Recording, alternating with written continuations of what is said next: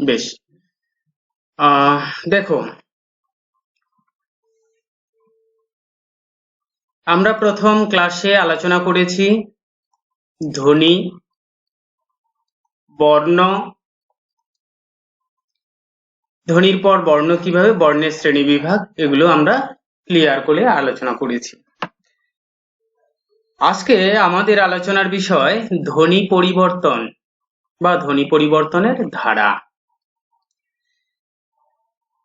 এই ধ্বনি এবং বর্ণের মধ্যে পার্থক্য। আরেকটা কথা বলে রাখি যে ক্লাস চলাকালীন তোমরা একটা ফুটনোট করে রাখবে বা একটা রাফ খাতা, অত্যন্ত পক্ষে ছোট করে জামার কথা অনুসারে কিছু পয়েন্ট আউট করে করে রাখবে। আর যদি কোনো প্রবলেম বা কোশ্চেন জাগে সেটাকে একটু টিকমার্ক দিয়ে বা লিখে রাখবে। আমি ক্লাসের শেষের দিকে যে সময়টা দিব সেই সময়টাতে সেই কোশ্চেনগুলো আমাকে করবে, মাঝখানে সেভাবে করবে না। ওকে, লিখে রাখলে সেটা তাহলে পরে বলতে পারবে। আচ্ছা, তো আমাদের আজকের আলোচনার বিষয় হলো ধ্বনি পরিবর্তনের কারণ বা ধারা। সরি, ধ্বনি আমরা জানি মুখের আওয়াজ।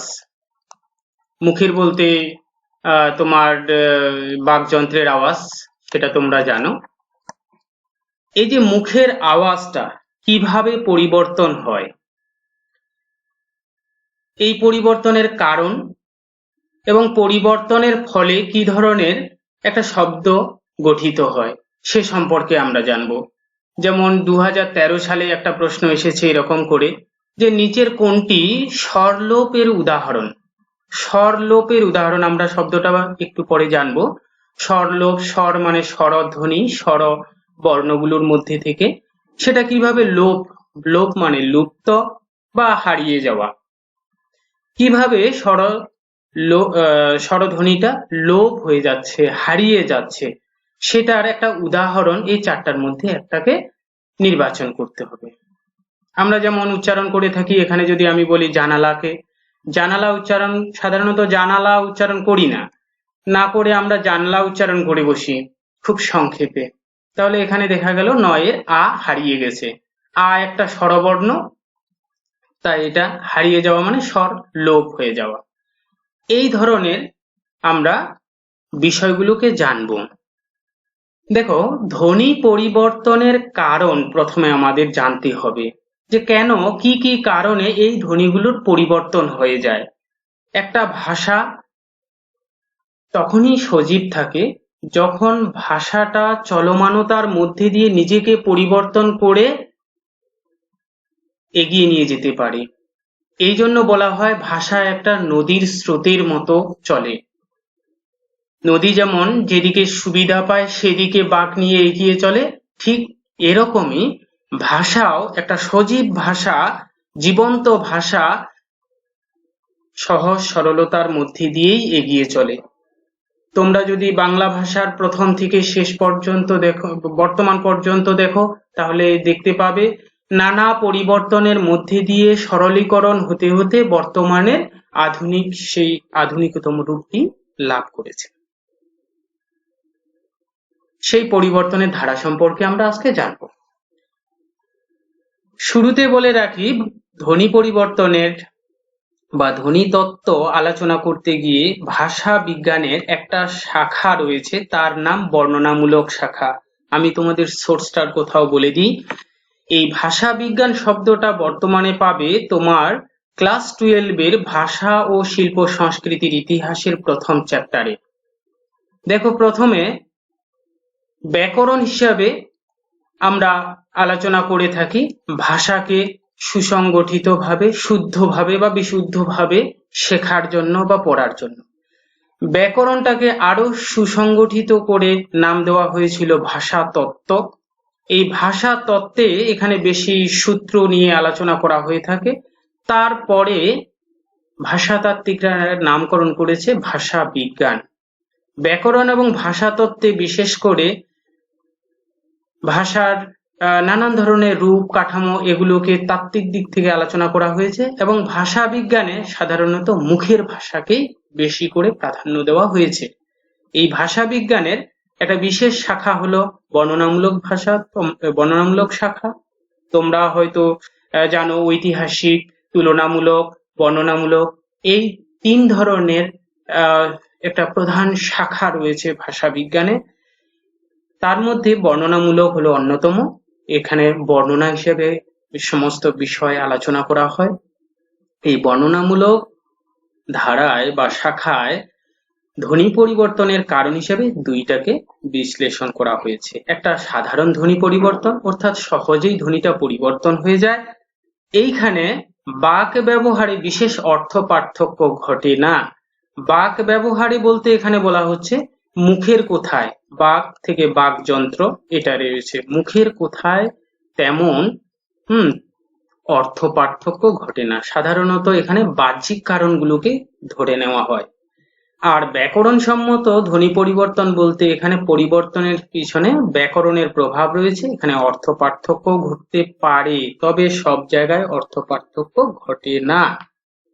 এই দুইটা কারণ বিশেষভাবে উল্লেখযোগ্য।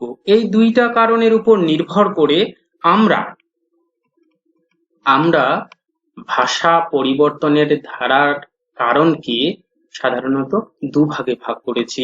একটা বাহ্যিক পরিবর্তন, একটা আভ্যন্তরীণ পরিবর্তন।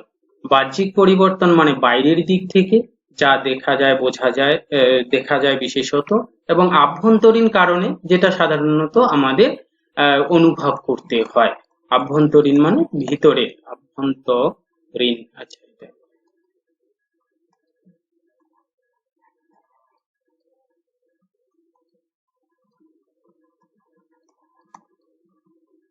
আবার লিখলাম। আচ্ছা, আভ্যন্তরীণ পরিবর্তন বলতে বলছি আমি, এখানে লেখা রয়েছে মানে ভিতরের, অর্থাৎ একেবারে একটা বিশেষ অবস্থান, কারণ, পরিবেশ প্রতিবেশ অনুসারে সেগুলোর পরিবর্তন হয়। আমরা প্রথমে জেনে নিই যে বাহ্যিক কারণ। বাহ্যিক কারণ মানে বাইরের, যেগুলো সাধারণত একজনের সঙ্গে আরেকজনের বা চলতে ফিরতে ব্যবহারের সময় ধ্বনিগত পার্থক্য হয়। বিশেষ করে প্রথম কারণ হিসাবে উল্লেখ করেছি ভৌগোলিক অবস্থান। ভৌগোলিক মানে ভূগোলগত, অর্থাৎ আকার আয়তনগত দিক থেকে। তোমরা যদি মনে করো বাংলাদেশ একটা বর্তমান একটি এলাকা, সেই বাংলাদেশের সঙ্গে বর্তমানে পশ্চিমবঙ্গ কিংবা ত্রিপুরা এগুলোতেই সবচেয়ে বেশি বাংলা ব্যবহার হয়ে থাকে। এই বাংলা ব্যবহারকারী 3টে জায়গায় তোমরা যদি একটু চোখ কান নাক মুখ খুলে চিন্তা ভাবনা করো, দেখবে বাংলা ব্যবহার করলেও সেখানে অনেক পার্থক্য রয়েছে, ধ্বনিগত দিক থেকেই হোক কিংবা তার উচ্চারণের সময় অনুসারে। কেউ কিছুটা জোর দিয়ে বেশি বলে থাকে কোনো শব্দ, কোনো জায়গায় কিছুটা কম জোর দিয়ে বলে থাকে। আমরা যেমন উপভাষাগত দিক থেকে যদি আমরা বলি যে 5টা উপভাষায় বিভক্ত করেছি পশ্চিমবঙ্গে বাংলা ভাষাকে, সেখানে রাঢ়ী উপভাষায় যেখানে উচ্চারণ করে থাকবে সেখানে বঙ্গালীরা সেইভাবে উচ্চারণ করে না। অর্থাৎ ভৌগোলিক অবস্থানগত দিক থেকেও ধ্বনি পরিবর্তন হতে পারে। সামাজিক প্রভাবেও ধ্বনি পরিবর্তন হতে পারে। এই দেশগত বা জায়গাগত বা ভৌগোলিকগত জায়গা থেকেও কিছু সম্প্রদায় বা সামাজিক অবস্থান অনুসারেও কিছুটা হলেও উচ্চারণগত দিক থেকে পরিবর্তন আমরা লক্ষ্য করে থাকি। ঐতিহাসিক প্রভাবেও হতে পারে, যেমন এখানে একটা উদাহরণও দিয়ে দিয়েছি, সিন্ধু হিন্দু, যেমন ইরানীয়রা ওখানে স উচ্চারণ করতে না পেরে হ উচ্চারণ করে ফেলেছে। সেই ঐতিহাসিক কারণগত দিক থেকেও আমাদের ধ্বনি পরিবর্তন হতেও পারে। অন্য ভাষার প্রভাব অবশ্যই ভারতবর্ষে, বিশেষত বাংলায় আরবি, ফার্সি, পার্সি, পর্তুগিজ অনেক জাতি এসেছে, অনেক ভাষাভাষীর মানুষ এসেছে। আসার পরে তাদের মধ্যে যে একটা বিনিময় হয়েছে, সমন্বয় হয়েছে, তার মধ্যে দিয়েও ধ্বনিগত পরিবর্তন হতে পারে। তোমরা হয়তো একটা শব্দ শুনে থাকবে ক্রেওল ও পিজন বলে, একটা পিজিয়ন বলে 2টা শব্দ তৈরি হয়েছে। এগুলো সাধারণত তোমার কাজের দিক থেকে, সাপোজ কোনো ব্যক্তি যদি চীন থেকে কলকাতায় এসেছে, আসার পরে সে তো তেমন ভাবে তোমার বাংলা জানে না, সে চীনা জানে। আবার এখানকার কলকাতায় থাকা মানুষগুলো বাংলা জানে, চীনা জানে না। এই চীনা এবং বাংলার মধ্যে যখন একটা বিনিময় হয়, সে আধা চীনা বলছে, অর্ধেক কাটাছেঁড়া বাংলা বলছে চীনা মিশিয়ে, আর এ চীনা বলছে বাংলা মিশিয়ে। এই দুইটার মিশ্রণে দেখা গেল অনেক দিনের মানে কাজ করার বিনিময়ে হোক বা একসঙ্গে থাকার বিনিময়ে হোক, একটা আলাদা রকমের চীনা বাংলা অ্যাসেন্ট বা উচ্চারণ বৈশিষ্ট্য তৈরি হয়ে গেল। এই উচ্চারণ, ক্ষণিকের উচ্চারণ বৈশিষ্ট্যকে আমরা সাধারণত পিজিয়ন বলবো, এবং এটা যদি ধীরে ধীরে স্থায়ী হয়ে একটা জনগোষ্ঠীর মুখের ভাষায় পরিণত হয়ে যায়, তখন ওটাকে আমরা ক্রেওল বলে ফেলবো। স্থায়ী হয়ে গেলে ক্রেওল, এবং অস্থায়ীভাবে থাকলে সেটা পিজিয়ন হয়ে যাবে। বিশেষ করে দেখা যায় আফ্রিকায় বাংলা বর্তমানে চলে, সরকারি হিসেবেও হয়তো গণ্য হয়েছে, কোনো একটা নিউজে বেরিয়েছে। সেখানে বাংলাদেশের কিছু সৈনিক একসময় যুদ্ধকালীন পরিস্থিতিতে গিয়েছিল, সেখানকার মানুষের বাংলা এখন স্থায়ীভাবে ভাষা হয়ে গেছে। তো সেইভাবেও সেখানে ধ্বনি পরিবর্তন হতে পারে, ব্যক্তিগত প্রভাবেও হয়, এবং লিপি বিভ্রাটও হয়ে যায়।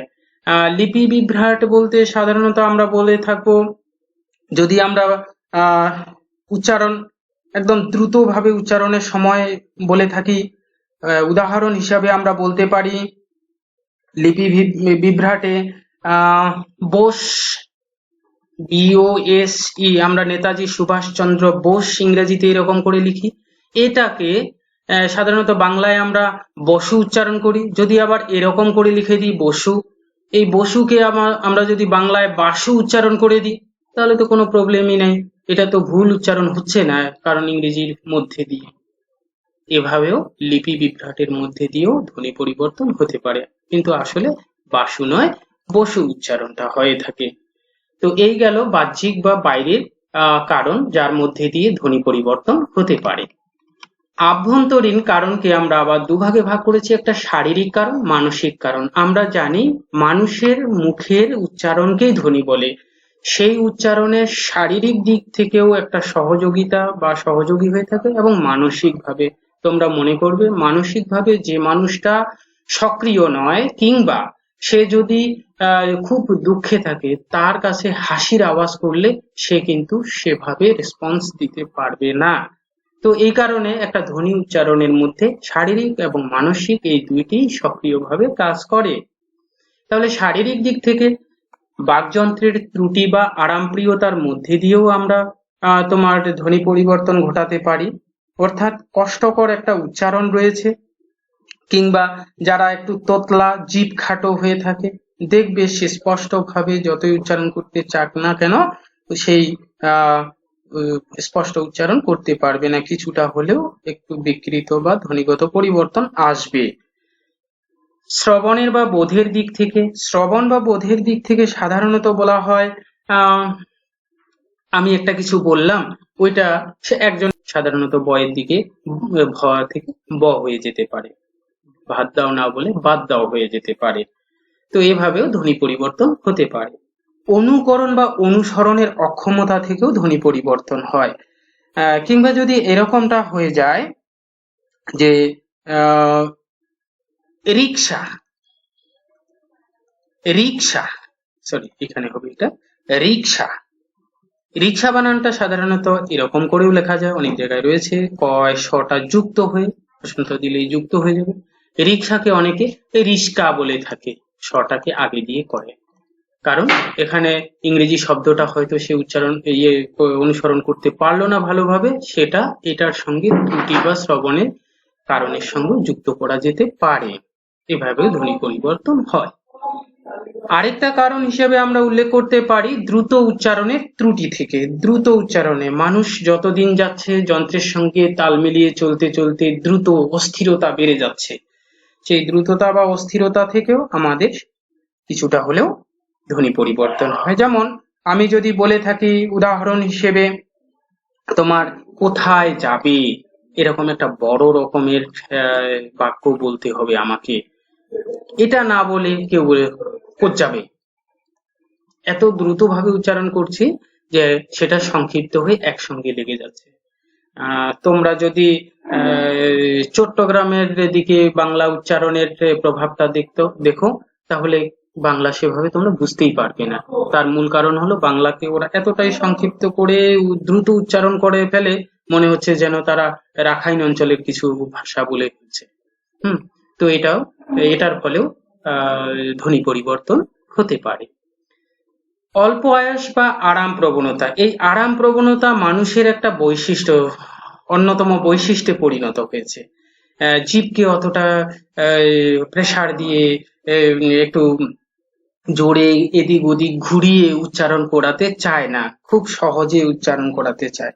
সেই দিক থেকেও ধ্বনি পরিবর্তন হতে পারে। যেমন কর্ম যদি উচ্চারণ করি, এই কয়ের রটা উচ্চারণ করতে গিয়ে জিভকে একটু বেশি খাটনি করতে হয়। তো বেশি খাটনি না করিয়ে আমরা বলে ফেলি তোমার কম্ম নাই না, বা তুমি কি কম্ম হারিয়ে ফেললে। তো এইভাবেও আমরা ধ্বনি পরিবর্তন করতে পারি বা ধ্বনি পরিবর্তন হতে পারে। তাহলে আমরা দেখলাম আমাদের শারীরিক এক অক্ষমতা বা শারীরিক অসুবিধার কারণেও নানাভাবে ধ্বনি পরিবর্তন করে থাকি। এটা পুরোপুরি ধ্বনির উপর আলোচনা করা হচ্ছে। যদিও আমরা কর্ম এভাবে উচ্চারণ কর্ম এইভাবে উচ্চারণ করলেও আমরা কিন্তু কর্ম লেখার সময় এভাবেই লিখি। বর্ণগত দিক থেকে তেমন অসুবিধে হয় না, সবচেয়ে বেশি অসুবিধেটা ধ্বনিগত দিক থেকেই হয়। এর ফলে ধীরে ধীরে ধ্বনি পরিবর্তন হচ্ছে। মানসিক দিক থেকে যদি আমরা দেখি, মানসিক দিক থেকে সাদৃশ্যগত খুব সুচিন্তিত ভাবে ১ আর ১০কে আমরা আলাদা আলাদা ভাবে জানি, এটাকে মিলিয়ে দিয়ে আমরা একাদশ করে ফেলেছি। এটা সাধারণত সন্ধিগত দিক থেকে তৈরি করেছি। তাহলে সেই জায়গায় দাঁড়িয়ে এখানে সাদৃশ্য যেহেতু মিল রয়েছে ১ আর ১০, সেটাকে বেশ সুন্দর করে বুদ্ধি খাটিয়ে মন বা মানসিকতাকে কাজে লাগিয়ে একাদশ বানিয়ে দিয়েছি। সেই সাদৃশ্যগত দিক থেকেও ধ্বনিটা পরিবর্তন ঘটেছে। লোক নিরুক্তির ফল, লোক নিরুক্তি বলতে বোঝানো হচ্ছে চলমান কথা, মানুষজন বলতে থাকে যেগুলো, সচরাচর যেগুলো মানে বাগধারা বা প্রবাদ প্রবচন এই ধরনের আলাপ আলোচনা, এক কথায় লোক সাহিত্যগত দিক থেকে মানুষগুলো যেরকম সাধারণভাবে বলে থাকে, সেই জায়গা থেকেও ধ্বনি পরিবর্তন ঘটে থাকে। লোক নিরুক্তি মানে লোকের মুখে মুখে কথা, প্রচলিত কথা, যদি আরো সহজভাবে বলতে চাই। কিছু অপরিচিত কথা রয়েছে, যে কথাগুলো মানুষ মুখে মুখে পরিবর্তন করে ফেলেছে। যেমন বিশেষ করে হসপিটাল, এটা তো আসলে একটা ইংরেজি শব্দ, হসপিটাল। এই যে ইংরেজি শব্দটা বেশি ব্যবহার হয়েছে, আর মানুষজন সেটা নিজের মতো করে এদিক ওদিক ব্যবহার করে ফেলেছে। এখানে চন্দ্রবিন্দু হইবে, হসপিটাল হাসপাতাল করে ফেলেছে। এটা কিন্তু মানুষের মুখে মুখে প্রচলিত হয়েই ধ্বনিগত দিক থেকে স্থায়িত্ব লাভ করেছে। যেমন আর্ম চেয়ার, আসলে প্রকৃত শব্দ আর্ম চেয়ার, এটা ইংরেজি শব্দ। এই আর্ম চেয়ারও পরবর্তীকালে আরামকে দ্বারা হয়েছে, অর্থাৎ এই চেয়ারে মানুষ বসে আরাম অনুভব করেছে, আরাম অনুভব করতে গিয়ে বলছে যে এটা আর্ম চেয়ার, তো এটার নাম আজকে থেকে আরামকে দ্বারা বা আরাম চেয়ার। হ্যাঁ, কোথায় বসেছিস? আরাম চেয়ারে বসেছি। এইভাবে করতে করতে সেই কথাগুলো প্রচলিত হয়েছে। এখানে যদি আমি আরেকটা কথা বলি, বর্তমানে হিন্দু সম্প্রদায়ে অনেক জায়গায় শুনেছি, তোমরা শুনেছো কিনা জানি না, যে প্রসাদ নেওয়ার সময় অনেকে বলে যে কি পাও, যেন বলে যে প্রসাদ নাও না বলে প্রসাদ পাও, সেবা নাও, এরকমও বলে থাকে। তো এইভাবে যদি শব্দটা প্রচলিত হতে থাকে, সেভাবেও শব্দটা একটা আলাদা রকমের পরিবর্তন আসবে। সেটা লোক নিরুক্তির ফলে ঘটে থাকবে। যেমন বিস্ফোটক, সেটা বিস্ফোরায় পরিণত হয়েছে, মানুষ বলতে বলতে প্রকৃত শব্দটা আসলে বিস্ফোটক। তারপরে বলি শ্বাসাঘাত। দেখো, বাংলা ভাষার, এটা মনে রাখবে যে বাংলা ভাষার অন্যতম একটা বৈশিষ্ট্য হলো শ্বাসাঘাত, অর্থাৎ শব্দের সামনে একটা শ্বাসের আঘাত বা ঝোঁক পড়ে। এটা বাংলা ভাষার অন্যতম একটি বৈশিষ্ট্য। সংস্কৃত থেকে বাংলা ভাষা আলাদা হওয়ার মূল কারণে শ্বাসাঘাত রয়েছে। প্রত্যেকটি শব্দের শুরুতে একটা করে ঝোঁক থাকে। শ্বাসাঘাত বা অসাবধানতার ফলেও তোমার ধ্বনি পরিবর্তন হতে পারে।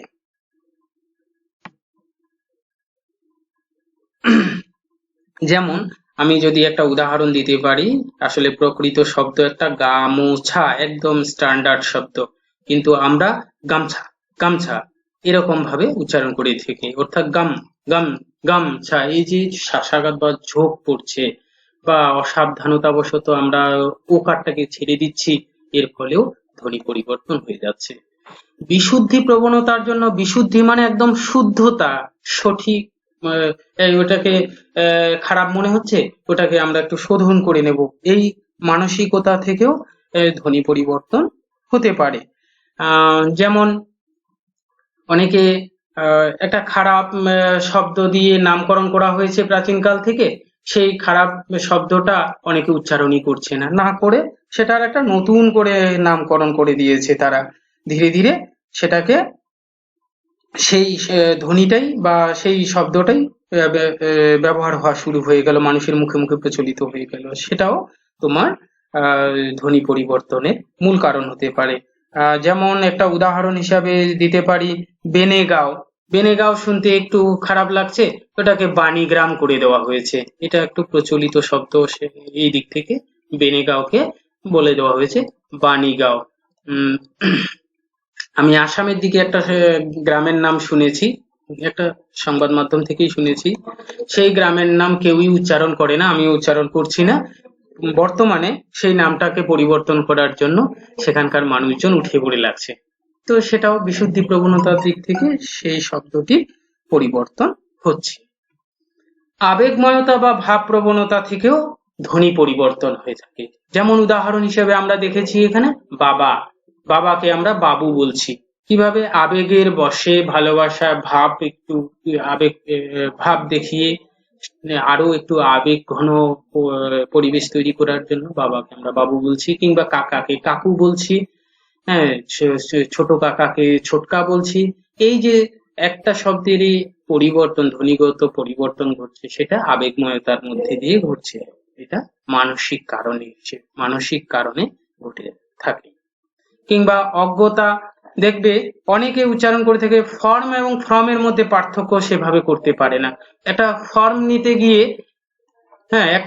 নিতে গিয়ে অনেকেই আমরাও বলে থাকি মাঝে মধ্যে, ফর্ম দিত একটা, ফর্ম এবং ফর্মের মধ্যে যে একটা পার্থক্য রয়েছে, সেই পার্থক্যটা করতে পারি না। অজ্ঞতাবশতই হোক কিংবা অসাবধানতাবশতই হোক, আমরা সেটাকে ফর্মের মধ্যে গুলিয়ে দিই। হ্যাঁ, এভাবেও ধ্বনি পরিবর্তন ঘটতে থাকে। কুসংস্কার বা অন্ধবিশ্বাসের মধ্যে দিয়েও ধ্বনি পরিবর্তন ঘটে। কুসংস্কার বা অন্ধবিশ্বাস, যেমন সমাজে প্রচলিত আছে, বিশেষ করে হিন্দু সমাজে প্রচলিত আছে, গুরুজনদের নাম নারীরা সাধারণত উচ্চারণ করে না। যেমন আমার পরিচিত একজন, তার ভাসুরের নাম হচ্ছে দীনেশ, সে কোনোদিন এ যাবৎ বৃদ্ধা হয়ে যাচ্ছে সেই মহিলা, তবুও সে দিন উচ্চারণ করে না, দিন না বলে ওই বার উচ্চারণ করে থাকে। দেখো তো, এইভাবে কি হলো, একটা শব্দ, সেই শব্দের পরিবর্তন বা ধ্বনিগত দিক থেকেও একটা পরিবর্তন আসতেছে। সেভাবেও আরো অনেক রকমের উদাহরণ রয়েছে, ধাপে ধাপে সেভাবেও পরিবর্তন হয়। অন্যমনস্কতা বা অজ্ঞতা বা অসাবধানতা প্রায় একই রকমের কারণ। এই অন্যমনস্কতার ফলেও আমাদের ধ্বনি পরিবর্তন হতে পারে। যেমন চা খেতে বসেছি, এক কাপ চা বলতে গিয়ে না বলে ওখানে খুব অসাবধানতাবশতই হোক বা অন্যমনস্ক হয়ে আছি ওই মুহূর্তেই হোক, বা অন্য কোনো চিন্তা ভাবনা করছি, বলে ফেলেছি এক কাপ কা। তো এই চায়ের ধ্বনির বদলে কা হয়ে গেছে, চায়ের শব্দটার পরিবর্তনে কা হয়ে গেছে। এই যে পরিবর্তন, সেই পরিবর্তনটা এই অন্যমনস্কতার কারণে এইভাবে ধ্বনিগত পার্থক্য বা পরিবর্তন আনতে পারে। ছন্দের লালিত্য, এগুলো বিশেষত কবি সাহিত্যিকরা করে থাকে। তাদের ছন্দ মিলাতে গিয়ে একটার সঙ্গে আরেকটার ছন্দের সেই লালিত্য, সৌন্দর্য, উচ্চারণের সুর, তাল, লয়, এগুলো মিলাতে গিয়েও তারা ধ্বনিগত পরিবর্তন আনতে পারে। যেমন জন্ম শব্দটি প্রকৃত একটা শব্দ, এই শব্দটা দেখা যাচ্ছে যে এখানে উপরের লাইনের সঙ্গে দল মিলাতে গেলে জন্ম লিখলে সেভাবে ছন্দের সংখ্যা মিলছে না, তখন এটাকে করে দিল জনম। এই যেভাবে শব্দের পরিবর্তন আনা হচ্ছে, এই শব্দের পরিবর্তনের ফলেও ধ্বনিগত পার্থক্য তৈরি হতে পারে। বিশেষ করে রবীন্দ্রনাথের গানগুলোতে তোমরা যদি দেখো তাহলে এই ধরনের পরিবর্তন পাবে। তাহলে আমরা দেখলাম ছন্দের ধ্বনির কারণে একটা বাহ্যিক এবং শারীরিক বা মানসিক কারণে ধ্বনির পরিবর্তন হয়ে থাকে। সবচেয়ে বেশি উল্লেখযোগ্য বাকযন্ত্রের ত্রুটি বাহ্যিক দিক থেকে এবং দ্রুত উচ্চারণে ত্রুটি থেকে আমাদের ধ্বনি পরিবর্তন বেশি হয়ে থাকে। আর লোক নিরুক্তি এবং তোমার আবেগময়তা, ছন্দের লালিত্যের ফলে সবচেয়ে বেশি ধ্বনি পরিবর্তন হয়ে থাকে। এই কারণগুলো থেকেও প্রশ্ন আসতে পারে, যদিও কোনোবার প্রশ্ন সেট করেনি, করতে পারে, জেনে রাখাটা ভালো। চলো তাহলে আমরা এবার ধ্বনি পরিবর্তনের ধারা সম্পর্কে জানি, খুব সহজভাবে আলোচনা করব। তোমরা একটু হলেও ধ্যান দিয়ে বোঝার চেষ্টা করবে। যদি বুঝতে না পারো কোথাও তাহলে একটু পয়েন্ট আউট করে ফুটনোট করে রাখবে, আমাকে ক্লাসের শেষে এক এক করে বলবে, আমি ক্লিয়ার করে দেব। অনেকে মনে করে খুবই কঠিন বিষয়টা, তেমন কঠিন বিষয় নয়, খালি তোমাকে 4টা বিষয়কে একটু হলেও চিন্তা ভাবনা করে রাখতে লাগবে, তাহলেই সেই ধ্বনি পরিবর্তনের ধারা একেবারে ক্লিয়ার হয়ে যাবে। 4টা বিষয় কি? ধ্বনির আগমন, ধ্বনি লোপ, রূপান্তর বা সমন্বয়, স্থানান্তর বা বিপর্যাস। ধ্বনির আগমন, আগমন মানে আসে, এই শব্দটার মানে। আর লোপ একটু আগে কোথাও বলেছি, লোপ মানে হারিয়ে যাওয়া বা লুপ্ত হয়ে যায়। আর রূপান্তর মানে একটা থেকে আরেকটা আলাদা হয়ে যায়, মানে আলাদা হয়ে যাওয়া। আর বিপর্যাস বলতে স্থানান্তর ঘটে যায়, স্থানান্তর ঘটে। এই যে 4টা বিষয় রয়েছে, এই 4টা বিষয়ে বা 4টা পদ্ধতিতেই সাধারণত ধ্বনিগুলো পরিবর্তন হয়, এর বাইরে তেমনটা ঘটে না।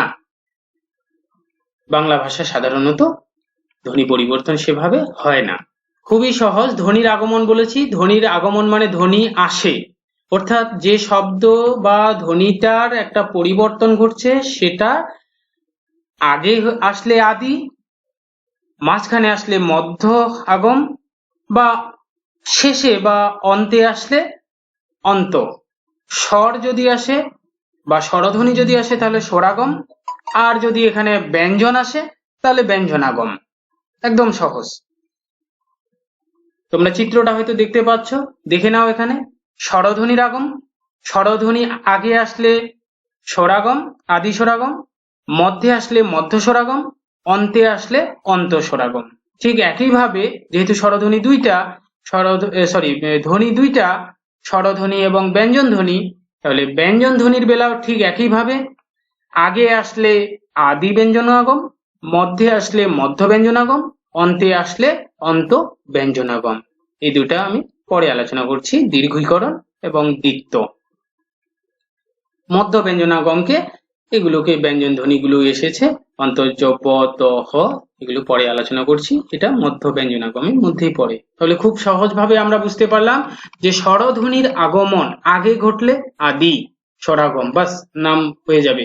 যেমন প্রশ্ন এরকম করে তৈরি হতে পারে, তোমার স্কুল, এটা কোন ধরনের পরিবর্তন? দেখো আমরা এখানে পাবো সেটাকে স্কুল, মূল শব্দ এটা আসলে, কিন্তু উচ্চারণে এটা এনে ফেলি, অর্থাৎ উচ্চারণ করা দরকার মূলধ্বনি এটা স্কুল, স্কুলের উচ্চারণ স্কুল, অর্থাৎ তোমার এখানে ভাঙলে আমরা পাচ্ছি দন্তাস্য ক উ ল, ওটা লিখলে আমরা আজকে লিখে দিও। আর এটা ভাঙলে আমরা পাচ্ছি স্কুল ই, তারপরে স, তারপরে বাকিগুলো। তাহলে দেখো আমরা এই যে শব্দটা উচ্চারণ করা দরকার ছিল এই ধরনের না করে সামনে একটা ই উচ্চারণ করে বসে আছি আগাম, তাহলে ইটা কি? একটা স্বরবর্ণ বা স্বরধ্বনি। এখানে বর্ণ বলাটা একটু ভুল হবে কারণ এগুলো ধ্বনি নিয়ে উচ্চারণ করছি। এটা স্বরধ্বনি। এই যে স্বরধ্বনিটা কোথায় এসেছে? শব্দের আগে এসেছে। শব্দের আগে যেহেতু এসেছে, আগে মানে আদি, আগে আদি আর আগে একই, এটা ব্যাকরণগত শব্দ হিসেবে আদি ব্যবহার করা হয়েছে। যেহেতু আগে এসেছে তাহলে এটা অবশ্যই আদি স্বরাগম। তাহলে আমরা যদি এই প্রশ্নটাতে দেখি তাহলে আমরা বুঝতে পারবো স্কুল থেকে স্কুল হয়েছে, যে ধরনের পরিবর্তন, তাহলে আমরা আদি স্বরাগম বলতেই পারি। উত্তর এটাই হবে। ঠিক একইভাবে যদি আমরা স্ত্রী দেখি, দেখো এখানে মূল শব্দের সঙ্গে হ্রস্বই কোথায় এসেছে? আগে এসেছে, অতএব এটা আদি স্বরাগম। স্টেটের এখানে দেখো এটা আগে এসেছে, তাহলে এটা হয়ে গেল আদি স্বরাগম। তাহলে আমরা উদাহরণটা বুঝতে পারলাম যে একটা ধ্বনি আগে যদি কোনো স্বরবর্ণ এসে যায় বা স্বরধ্বনি এসে যায় তাহলে আমরা তাকে বলবো আদি স্বরাগম। তাহলে আমরা সংজ্ঞাটা নির্ধারণ করতে পারছি। আদি স্বরাগম কাকে বলে? যে ধ্বনি উচ্চারণে আগে বা আদিতে স্বরধ্বনি উচ্চারণ করব তাকে আমরা আদি স্বরাগম বলে। তাহলে আদি স্বরাগমের বৈশিষ্ট্য যদি অপশন হিসেবে দিয়ে দেয় যে সব ধ্বনির আগে স্বরধ্বনি থাকে, অবশ্যই শব্দ বা ধ্বনিটা বা অক্ষরটার আগে কোনো না কোনো ভাবে একটি ধ্বনি উচ্চারিত হবে। তাহলে এটা একটা গুরুত্বপূর্ণ বৈশিষ্ট্য আদি স্বরাগমের। ঠিক একইভাবে আমরা যদি পরেরটাতে যাই, দেখো প্রীতি, প্রথম প্রীতিতে দিয়েছি প্রি, পয়, র, বর্ণ বিশ্লেষণ করছি আগের ক্লাস অনুসারে, তোমরা হয়তো জানো বিষয়টা। প্রি, আচ্ছা এটা দীর্ঘই লিখি, প্রি, তি, তি, হ্রস্বই, এই ধরনের উচ্চারণ হচ্ছে। পরেরটা যখন আমরা ভাঙছি, দেখো পিরিতি, পি, প, ই, র, ই, ত, ই। তাহলে আমরা কি দেখলাম? প্রথমে প্রীতি, পিরিতি, এখানে তো হ্রস্বই, এখানে একটা ইকার রয়েছে, তা সত্ত্বেও মাঝখানে রটাকে ভেঙে আমরা কি করেছি? এখানে আরেকটা হ্রস্বইকার নিয়ে এসেছি, অর্থাৎ মাঝখানে একটা হ্রস্বইকার এসে গেছে। এই যে মাঝখানে হ্রস্বইকারটা এসে গেছে,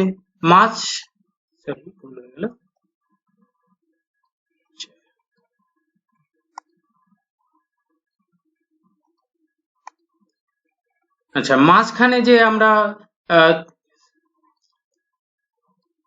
হ্রস্বইকার আসলো, এটা একটা স্বরধ্বনি বা স্বরবর্ণ, স্বরধ্বনি। তাহলে মাঝখানে বা মধ্যে যদি স্বরধ্বনি এসে যায় তাহলে আমরা মধ্য স্বরাগম তাকে বলবো। অর্থাৎ যে অক্ষরে বা ধ্বনি উচ্চারণের সময় কোনো বর্ণের মাঝখানে যদি আমরা স্বরধ্বনি উচ্চারণ করে থাকি তাহলে তাকে আমরা বলবো মধ্য স্বরাগম। তাহলে একইভাবে আমরা দেখি ভক্তি, ভকতি, ভকতি, কয়ের এখানে আমরা একটা আলাদাভাবে স্বরধ্বনি উচ্চারণ করছি, এটাকেও বলা হবে মধ্য স্বরাগম। সত্য, ঠিক একইভাবে স এবং ত এর মাঝখানে একটা ই এনেছি, হ্রস্বই এনেছি, অতএব এটাও মধ্য স্বরাগম। তাহলে মধ্য স্বরাগম কাকে বলা হচ্ছে? যে ধ্বনির মাঝে বা মধ্যে স্বরের আগমন ঘটে তাকেই আমরা বলছি মধ্য স্বরাগম। আশা করি বিষয়টা ক্লিয়ার হয়েছে। এই মধ্য স্বরাগমকে আমরা আরেকটি নামে চিনি, স্বরভক্তি বা বিপ্রকর্ষ। কোথাও কোথাও এই দুইটা নামও ব্যবহার হয়ে থাকে, স্বরভক্তি বা বিপ্রকর্ষ। স্বরভক্তি শব্দটির অর্থ হলো স্বরের ভক্তি, স্বরের ভক্তি, দুইটা শব্দ মিলে উচ্চারিত হয়। ভক্তি মানে হচ্ছে বিভাজন বা আলাদা, তাহলে স্বরকে আলাদা করা হয়। দেখো আমরা এখানে ভক্তি উচ্চারণ করার সময় এখানে স্বর দিয়ে, স্বরধ্বনি দিয়ে বা স্বরবর্ণ দিয়ে আলাদা করে দিয়েছি, এই কারণে একেই বলা হচ্ছে স্বরভক্তি। যদি সংজ্ঞা আসে স্বরভক্তি কাকে বলে, তাহলে আমরা বলতে পারি যে ধ্বনি উচ্চারণের মাঝে স্বরের আগমনের ফলে যুক্ত ব্যঞ্জনগুলো বিভক্ত হয়ে যায়, আলাদা হয়ে যায়, বিভাজন হয়ে যায়, তাকে আমরা বলবো স্বরভক্তি। মধ্যস্বরাগম গেল এভাবে। অন্তঃস্বরাগম, অন্ত শব্দের অর্থই আমি একটু আগে হয়তো বলেছি শেষ। একইভাবে শেষে গিয়ে একটা স্বরের আগমন ঘটবে। ল্যাম্প, ল্যাম্প, আসলে এখানে শেষে অ আছে। ল্যাম্পের আমি পুরোটা করছি না, বর্ণ বিশ্লেষণ করছি না, সংক্ষেপে বর্ণ বিশ্লেষণ করছি। ময় প এরকমটা আছে। প যেহেতু ব্যঞ্জন বর্ণ, এটাকে যদি স্বরবর্ণ ছাড়া করে দিই তাহলে শেষে অ যুক্ত থাকলো। কিন্তু অ এর বদলে এখানে অ তো যেহেতু শূন্য, এটা অদৃশ্যভাবেই থাকা দরকার। কিন্তু এখানে দেখো ল্যাম্প উচ্চারণের সময় দেখা যাচ্ছে তোমার ওকার একটা আলাদা ভাবে যুক্তই হয়ে গেছে। ল্যাম্প ও যুক্ত হয়েছে, তাহলে এটা একটা স্বরবর্ণ। স্বরবর্ণটা কোথায় এসেছে? সরি, স্বরধ্বনি, এখানে ধ্বনি উচ্চারণ করাই শ্রেয়। স্বরধ্বনিটা কোথায় এসেছে? শেষে এসেছে। শেষে এসেছে বলে একে আমরা বলছি শেষ স্বরাগম। সাধারণত ব্যাকরণে শেষ স্বরাগমটা ব্যাকরণগত শব্দ হিসেবে ব্যবহার করা হয় না, অন্ত হিসেবে ব্যবহার করা হয়। অন্ত স্বরাগম, যেমন বেঞ্চ, বেঞ্চি, এখানে হ্রস্বইকার এসে গেছে। এই ধরনের যতগুলো শব্দকে আমরা পাবো উচ্চারণের সময় শেষের দিকে স্বরবর্ণ উচ্চারণ করব, তখন তাকে আমরা অন্ত স্বরাগম বলবো। অর্থাৎ ধ্বনি শব্দের শেষে একটি স্বরধ্বনির আগমন ঘটলে তাকে আমরা বলবো অন্তঃস্বরাগম। তাহলে খুবই সহজ হলো বিষয়টা। আমরা স্বরাগমের দিক থেকে, স্বরধ্বনির আগমনের দিক থেকে তিনটা দেখলাম, একটা আদি, একটা মধ্য, একটা অন্ত। অর্থাৎ স্বরধ্বনির আগমন ঘটে, স্বরধ্বনির আগমন যদি আদিতে ঘটে তাহলে আদি স্বরাগম বলবো। স্বরধ্বনির আগমন যদি মাঝখানে ঘটে তাহলে তাকে আমরা মধ্য স্বরাগম বলবো, এবং স্বরধ্বনির আগমন যদি শেষের দিকে ঘটে তাহলে আমরা তাকে অন্ত স্বরাগম বলবো। ব্যাস, এইটুকুই, এর বাইরে এখানে তেমন কিছু জটিলতা নেই। ঠিক একইভাবে আমরা স্বরধ্বনির বদলে যদি ব্যঞ্জন ধ্বনি আলোচনা করি, অর্থাৎ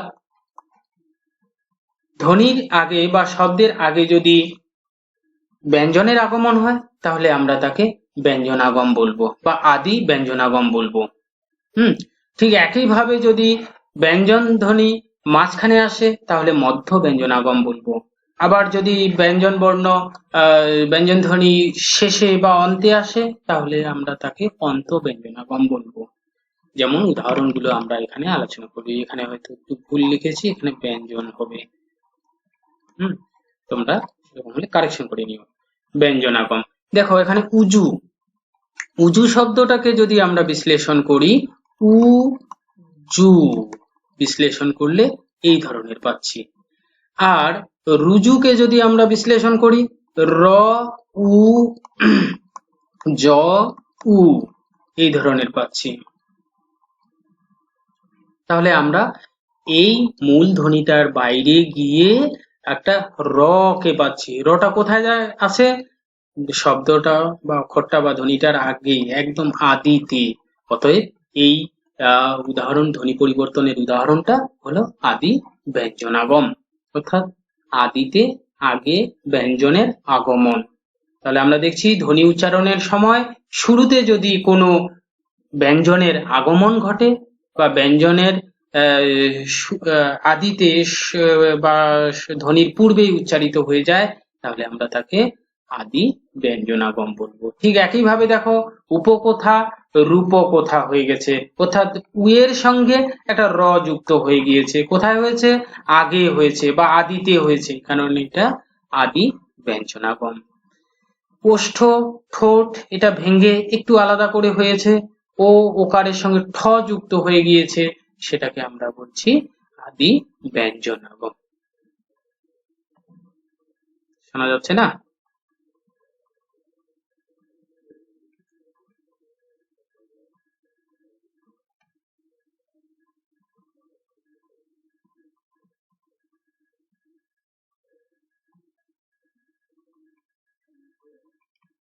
আচ্ছা, দেখো তো এখন ক্লিয়ার হয়েছে কিনা।